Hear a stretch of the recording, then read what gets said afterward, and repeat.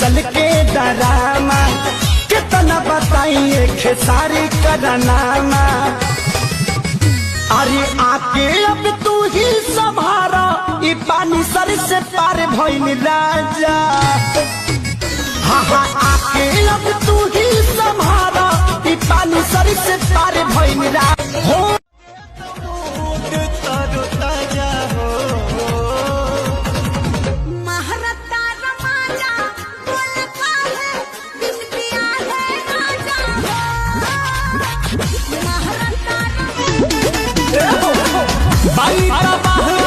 छोड़ेला ना बाहे खिंचला भगुआ काहे बड़ो हऊ खमह जल सही लही का खिला है कि तहरा के कौन विटामिन खाले दिन पर दिन चिकन आले तो एक पर कमर हो कि तरजुई के बाल रहे डोले टूटा चूड़ी कलाई में छूछे बितल सारी रसिया हो। आज न तो कल सुनो ये धनिया हम ही तारब नकिया हो। सरधा पकड़ राजा हमारो जवानी खर्चीला बाकी पॉकेट तोर तनी ढीला।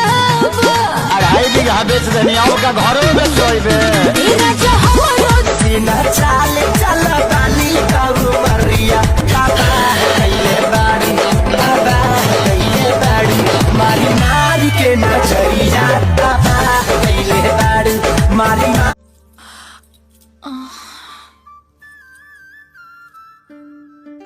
ईशाদের भाग হবে ना। हमारा जिंदगी में उथल पुथल किया है बना के वीडियो वायरल किया है हम कैसे भुलाएं जो कल किया।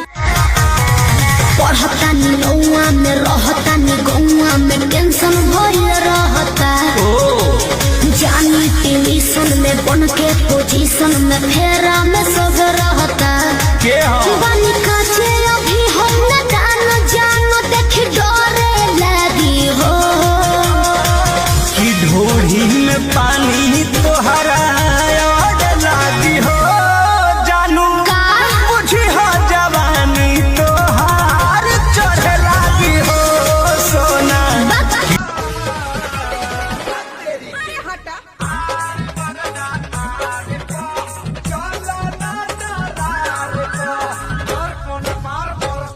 टूटा चूड़ी कलाई में छूछे बितल सारी रसिया हो। आज न तो कल सुनो ये धनिया हम ही तारब नकिया। पहले से ज्यादा तू हर मोटा लागता। छोटी जी ए छोटी कहा तहरा चोटी से चोट लगता।